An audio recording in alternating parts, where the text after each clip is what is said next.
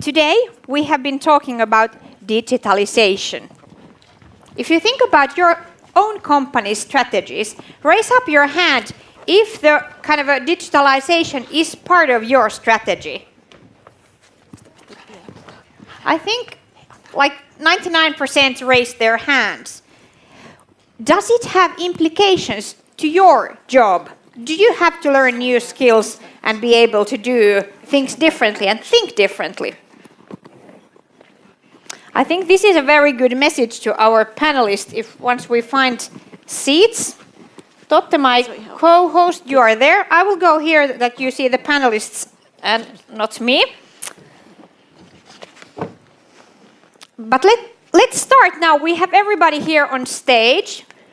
Who wants to be the brave one and ask the first question here? And it doesn't have to be a brave one. It can be a kind of a clarification to some of the topics that we've been discussing. Here in the first rows. Thank you. So I had a question for... Initially I was thinking of giving it to Mika Vainiomattila, but I somehow can't see him. So maybe... He's been replaced by a robot here. I was going to say. So that was a highly interesting presentation, and thank you for that. What jobs specifically can be done with your digital worker at the moment, and where does it lead to? I'll give you a very specific example. I would absolutely love to have a digital assistant. Somebody never sleeps, always responds to emails immediately, and gets things done and doesn't cost you a thing. So I'll hire that, I was going to say person, but when can you get there? And what kind of jobs are your solutions replacing at the moment, and how do you see the future? Yeah, the mic is over there if you can pass it over. Thank you. Thanks. So theoretically, everything what's in IT format can be robotized. And then the question is that how repetitive the work is. If it's done once in a year or once in a month and only one person is doing that and it does not take long, then it's most likely the business case is not optimal because we need to train the robot whatever it needs to be doing. So more volume it has, more people who are doing the same work, for example, are of course the most lucrative processes what we can definitely implement to robot and let him or her take the tasks in future. But everything what's knowledge work and repetitive high volume work, whatever it can be, using one system, 10 system, 100 system, it does not matter. And what kind of a system, that's also not relevant.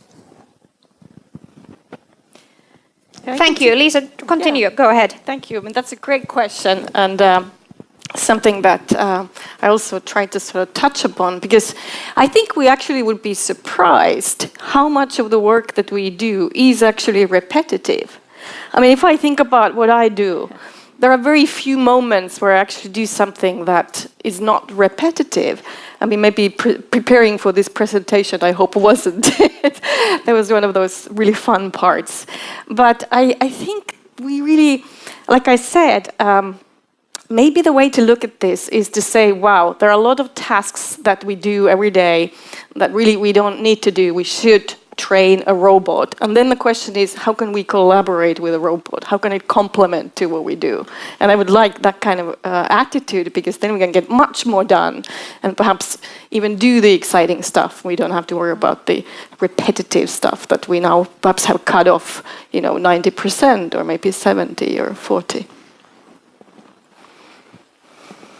I would also like to comment from a startup entrepreneur's view. It's quite interesting, your system, because when we started with our business and we started to get new things and we got new ideas and we started to think that how will we arrange this data mining and all the IT solutions which we have in the company. So then we suddenly noticed that, okay, there were systems, these SAP systems and so on, which then, so to say, we have to build our business around these SAP systems. But you cannot do it in a startup because you have new ideas. You need different kind of systems which you then try to combine in some way. And in these systems, you have in many of them of the same data. So I would say that this is quite interesting in that point of view also, that in a dynamically changing environment, you could then use these robots to cope with these different systems so that you can get the data into which you need in all the systems. So I see this as a facilitating factor. Thank you. Let's move our focus once again to the audience. Are there more questions that you would like to raise here in the panel? Somebody's raising hand there at the back row. Just throw it bare. Yes. It's soft. Nice catch. Yeah. What is the role of partnerships in your digital journey? Like, what is the role of innovation and partners? Very good question, thank you. Should we start, for example, from your side? Yeah, sure. Looking at partnerships, I think that for us as a young startup trying to innovate the healthcare industry, partnership is crucial to our success. But it's not just crucial to our success; it's also crucial to all the large companies' success. And it's becoming more and more clear that if you look at us as a young startup, that nowadays we can easily create cooperations with the large companies. For example, we are now working very closely with Cisco, which is the global leader in collaboration. We're working with another large company like Atea, or one of the biggest IT providers in Northern Europe.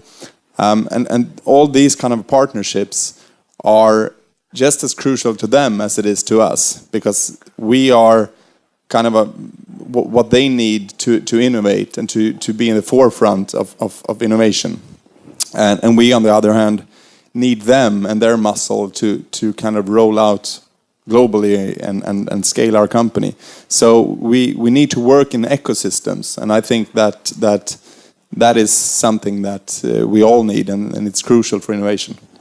Thank you. I think this is such an interesting topic. I think everybody from the panel has something to say. So let's take short notice and start from Salla about the partnerships. What do you think? I think digitalization really takes the possibility to work together in a very large ecosystems, like you said, in a whole new level. Because basically you don't have any more the sort of physical distances or difficult sort of interactions, but you really start to have interfaces and APIs. And when you then innovatively think from the user's point of view, it's almost limitless as to what kind of services and products you can bring together. For example, what Anna today told us about the new buildings.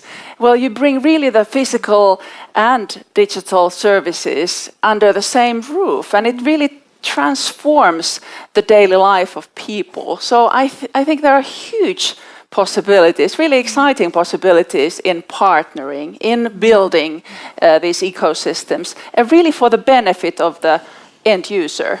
Yeah. Thank you, Salla. And Anna, I think it's very natural if you continue on that path, because you've been kind of revolutionizing the buildings and living. Yes, and actually I could just repeat everything Salla was saying, because for us, especially as a construction company, partnerships are crucial, because we traditionally know how to build houses, how to put one element on top of another one, like putting Legos. So that's what we know, and we do it well. But if we want to create a customer experience, we need lots of partners pulling into the same direction. So we need partners who challenge us, who challenge each other. And that's why we organize the hackathon, to build new partnerships and find some new ideas, because we have the Legos. Yeah. Thank you. Elina. Yes, partners are very important, and why it's, of course, that we don't have we are getting the intelligence in the house, but the DNA of a product company like Reima is not there. But however, you need to have in-house someone who knows what to buy. It's a bit the same as outsourcing. So you definitely need to have competencies in-house. How I see digitalization is actually the same as electricity.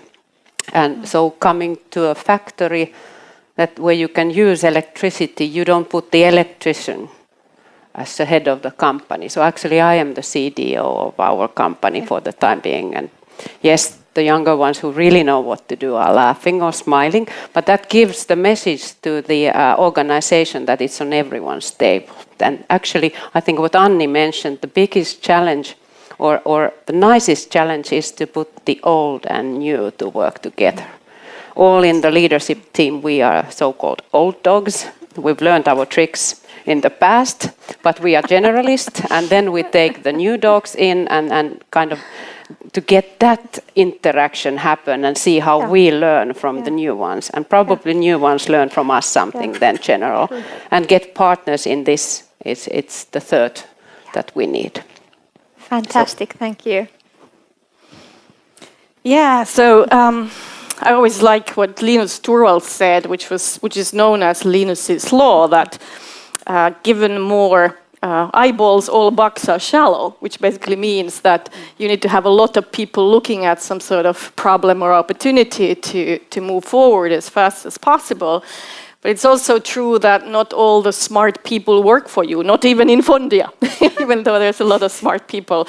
So it's kind of reaching out to the people who are the smartest dogs out there. But I think what you said, and it's very important, that you also need people who are able to bridge different knowledge bases or disciplines or experiences. And it's the kind of people that you yourself and others here represent that I think are extremely valuable, because it's not helpful if we are very good at what we do, but we can never come together to talk about it. And I think that's kind of like that's maybe the secret sauce for partnering, like you put it too.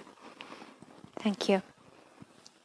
Yes, I'm thinking about a little bit further about the ultimate customer experience in all of this. That how it's so scattered. I mean, we have the clothes and we have the living and we have the medical services and the stores and so on. How can we produce what will be the customer interface in the future, which will combine all of these things? That's, I think, a very interesting question, and how will we combine now? Because the fact to me is that I can maybe not load all the possible global apps into my telephone to work in this context. And I, as an individual, I would like to customize it in some way, in that way, which is like suitable individually for me. So I think this is an interesting question. Yeah, well, I think that the kind of partnerships and building an ecosystem with the partnerships is a necessity, at least for big companies, because we just can't. The world is so complex that it's becoming even more complex that we just can't do everything by ourselves. And it also kind of brings speed to everything what you do. It also kind of gives you a lot of challenges. And then it kind of gives you a kind of a external view on the stuff. This said, it's not a very easy task. If you think about big corporations like we are, in the K Group there are 45,000 people and in 20,000 in Kesko. So if you are bringing somebody very small to work with you, it's a big challenge that it won't work out. And we definitely need a good partnership strategy and also kind of good, how would I say, innovation framework, that what kind of tools we are having and how we are dealing with our different kind of partners, because there are very kind of different levels in partnerships as well. But yes, definitely, I think it's a necessity. And it's actually been said that who is kind of very successful in today's world is the company or is the person who has the best network around him. So I believe in that. Yeah, thank you. As a startup, we have been in place only 18 months, and that's obvious that we don't have even choice to or decide that we can do everything what's needed there. We need technical partners, best platforms, best technology. We have partners with universities, we have partners with customers, partners with a process front, where somebody needs to know best what's the processes in healthcare. We can't know everything. We should focus, and don't do anything what it's not related of this focus area. Okay. Thank you. Tanya, just a second. I think we have also the live stream and people from the live stream. Cindy, do we have any questions coming in from the live stream or any provocative comments or something we would like to be aware of? People are acting nice. There's no questions from the live stream. Okay, then let's go back to the live old-fashioned audience. We prioritize your questions and comments here. Somebody could throw the mic. Catch box flying. Nice catch. You can hear me? Okay, thanks. Joe Pimeno from Benek. How do you do? I was just wondering, how big a role does IPR, intellectual property rights such as patenting, have to do as a role in your digital adventure? Because if you're innovating, revolutionizing your own business models, your products perhaps, there also lies sometimes a benefit in being able to protect it from the others, your competitors. I thought of the question when CDO Björklund was speaking, so perhaps if you could start. Yes, I will. If you want to hear my view on IPR, it is that it's old-fashioned, so last season. You have to run faster than the competition. Of course, what you need to protect is your brand and that, but to protect something else in today's world, you are always late. Sorry, Salla. Well, I think if I may say, I agree with that business needs to move forward and you have to be fast. But I do also believe that, yes, there are things related to the brand, for example, that have to be looked around sort of broadly, and you have to be able to make sure that your trademark is protected in the countries where you want to operate in. Because especially in the digital world, it's so easy for somebody to do sort of identity theft for your business, not just you as an individual. Even that is done, and it's very dangerous. So there are sort of, shall I say, there are legal things that you need to look at, definitely. But at the same time, as a wise business manager, you move fast, as fast as you can, and then let the lawyers really make sure that things are protected that need to be. Anybody else on the IPR? Yeah, if I can build something on that, is that I think that it's not anymore so black and white what it used to be. So, of course, there are some areas you want to have your IPR kind of in your possession. But then, for example, when you are working with the startups, with the hackathons and so forth, I think it's case-by-case thing how we kind of manage and deal with the IPRs. So I think that there's no right and wrong anymore. One kind of spread is much more wider what it used to be. I would add that is it working? Yeah. That IPR of ours are employees. That's how you keep those. Motivated every day, and that's only what we have. Lisa. Yeah, just a quick comment. I think it's also interesting that there are a lot of strategies where intentionally companies are giving out their IPR, like Tesla, trying to get others to work toward the electric car infrastructure, or kind of what I call selective revealing, that you might open up something or reveal something or put it out there to get other people to support you going to a certain direction. So there's a lot of different strategies, very much not black and white, but different approaches that are being taken today. Okay, we still have time for a couple of questions before we finish today. There's somebody raising hand, if I see it correctly. They're in the dark. Please step out to the light. Under the light, yes. Hi, my name is Pertti. I'm from Nutley, a startup here. And I was intrigued by Anni's presentation on data and the use of it. And being a startup, we measure everything from customer acquisition to conversions.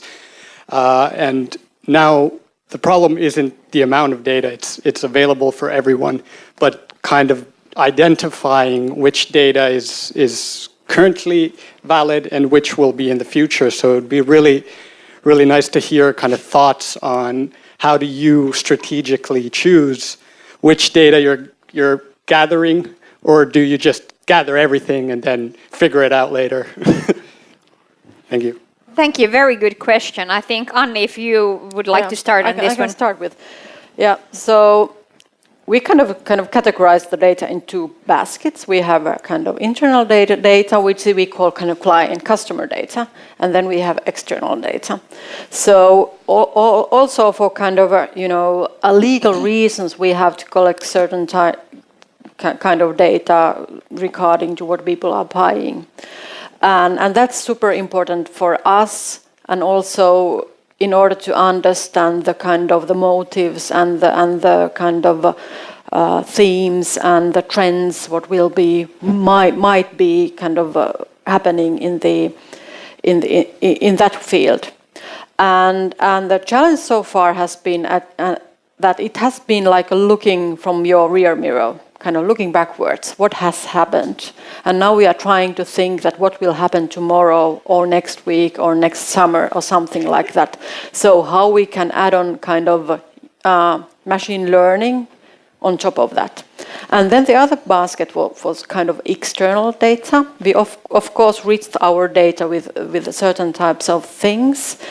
And now we are building a kind of web data competency so that we are able to understand the whole picture of our customers, because our customers do have the life outside our stores as well. So we are trying to understand the whole pattern at all. So we try a lot of things, and then we also kind of leave some things behind that we see or understand that it doesn't give us any additional value. So Tanya, do you have any last questions you would like to I was thinking about the customer experience that some of you were bringing up. So that's probably something that if we close up, because I think what I learned at Fondia during my 1 year's period there is that the more customer focused you are, the better business you make. And I would like to close this seminar on digitalization, what it means to our customers. So brief comments on everybody, and then we move upstairs for drinks. Heikki, would you like to start? Yeah, when you're dealing with new technology and new things, of course you need references, and in order to get references you need to be really great and good and even better than, because there is a new technology in place. And how to satisfy customers, normally you need to measure a lot, and that I encourage everybody to do more, 10 times more what we are doing now. If we talk to, for example, B2B customers, measure, get the result information, the results, and then continue. Yeah, it was an easy question to end with, but as I told previously, I think that kind of players like we have three kind of cornerstones we can build our competitive edge on. One is price, and that corner is really busy here in Finland. And then it's kind of unique products or services. That's not unique what we are selling. We are selling food, cars, and nails. So you can buy it anywhere.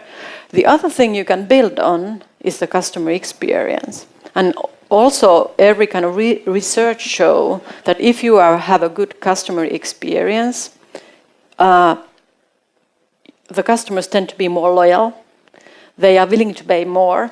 They are they give references on your products and services to other people, and they forgive you. So that's we are building on customer experience. Yes, in the medical industry, you can imagine that the customer experience is the most important thing, of course, and then, of course, our clinical competence in our work.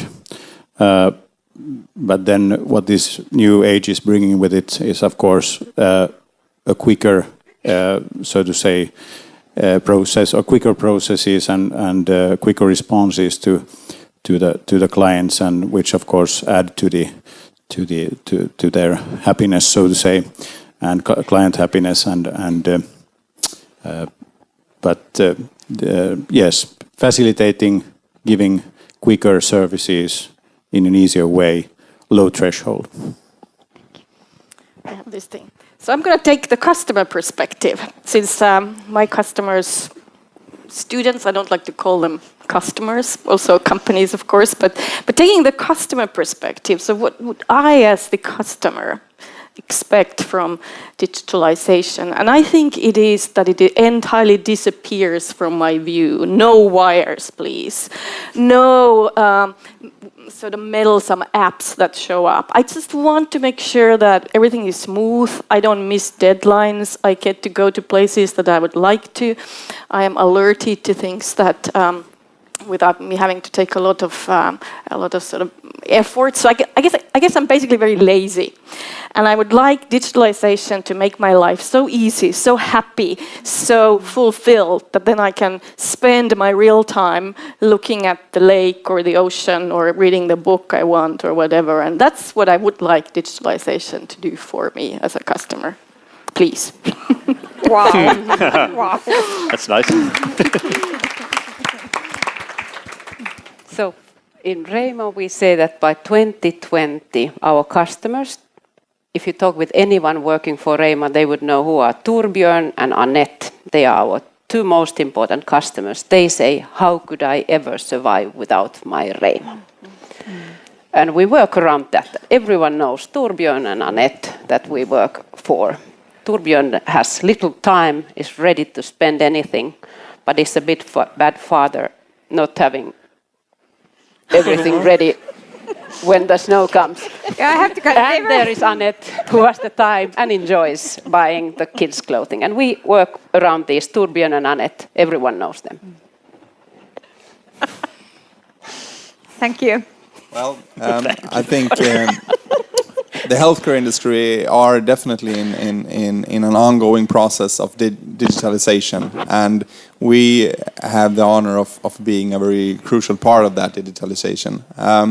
So for us, it's a lot about provoking our customers into thinking differently and moving them from a mindset of looking at technology as technology and rather seeing it as an enabler for better patient experience. And I think that's a crucial role for us and what we're trying to achieve.